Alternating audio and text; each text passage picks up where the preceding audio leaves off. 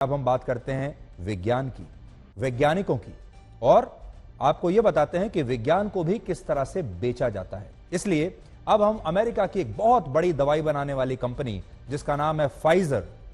Pfizer की Covid vaccine का एक ब्लैक एंड व्हाइट विश्लेषण करेंगे। फाइजर ने 2020 में इस वैक्सीन को पूरी दुनिया में मनमाने दामों पर बेचा और फिर मोटा पैसा कमाया, लेकिन अब 2 साल बाद यह पता चल रहा है कि यह वैक्सीन ना तो ज्यादा प्रभावी है और दुनिया भर में लोग इसके साइड इफेक्ट से मर रहे हैं। इसलिए आज हम इस वैक्सीन का पूरा सच आपको बताएंगे, लेकिन उससे पहले आपको फाइजर के सीईओ का यह वीडियो देखना चाहिए जिसकी पूरी दुनिया में अब चर्चा हो रही है। यह वीडियो स्विट्जरलैंड के दावोस का है, जहां इस समय वर्ल्ड इकोनॉमिक फोरम चल रहा है, और इस दौरान जब कुछ पत्रकारों ने उनसे कुछ चुभने वाले मुश्किल सवाल पूछ लिए और उनसे यह कहा कि उन्होंने दुनिया को यह क्यों नहीं बताया कि उनकी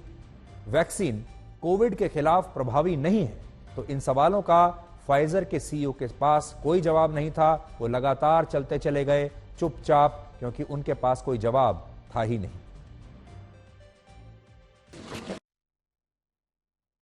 फाइजर दुनिया की पहली फार्मा कंपनी थी जिसने कोविड की वैक्सीन दिसंबर 2020 में ही विकसित कर ली थी। यानी जिस साल कोविड की महामारी दुनिया में फैली उसके कुछ महीनों के बाद ही फाइजर कंपनी ने यह ऐलान कर दिया था कि उसने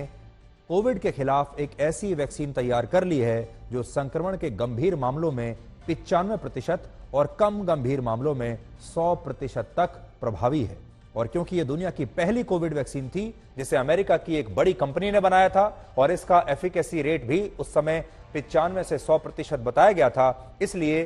पूरी दुनिया के बड़े बड़े देशों ने इस वैक्सीन को खरीद लिया। और उस समय मांग ज्यादा थी, सप्लाई कम थी, डिमांड ज्यादा थी, इसलिए इसकी एडवांस बुकिंग चल रही थी। छोटे छोटे देशों ने भी कहीं से पैसा निकालकर किसी तरीके से इस कंपनी को कहा कि भाई हमारे लिए भी वैक्सीन बचा के रखिएगा, और लंबी कतार लग गई थी देशों की इस कंपनी के सामने, और हर देश चाहता था कि वो ज्यादा से ज्यादा बड़ी संख्या में फाइजर की इस कोविड वैक्सीन को अपने देश के लोगों के लिए खरीद ले। और उस समय भारत में भी हमारे विपक्षी दलों के कुछ ऐसे नेता थे,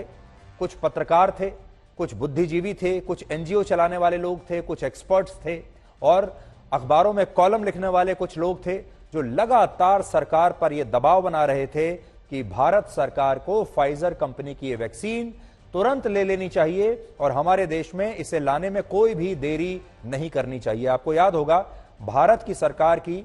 जो नीति थी वो ये थी कि हम अपने स्वदेश में बनी हुई वैक्सीन लेंगे, और इसीलिए आपको याद होगा हमने अपनी वैक्सीन बनाई जिसके कोवैक्सीन कहते हैं। इसके अलावा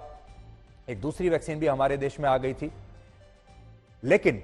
एक बहुत जबरदस्त लॉबी हमारे देश में बन गई थी जो सरकार पर यह दबाव डाल रही थी कि फाइजर की ये जो वैक्सीन है ये तो आपको लेनी ही पड़ेगी क्योंकि सब खरीद रहे हैं। दिलचस्प बात यह है कि 31 दिसंबर 2020 को जब वर्ल्ड हेल्थ ऑर्गेनाइजेशन ने इस वैक्सीन को इमरजेंसी यूज की मंजूरी दी,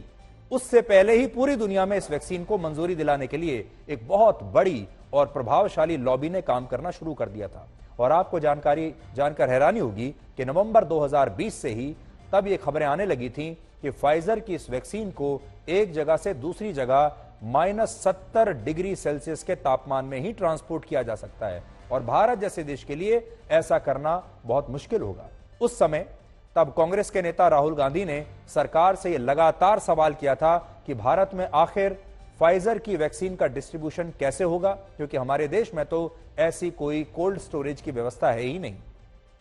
इसके अलावा वर्ष 2021 में जब अमेरिका के फूड एंड ड्रग एडमिनिस्ट्रेशन ने इस वैक्सीन को मंजूरी दी, इसके बाद एक एक करके सभी देशों में इस वैक्सीन को मंजूरी दी जाने लगी, और भारत में भी तब एक बहुत बड़ा वर्ग ऐसा था जो सरकार पर दबाव बना रहा था और यह कह रहा था कि भारत सरकार को आखिर इस वैक्सीन को मंजूरी देने में इतना समय क्यों लग रहा है।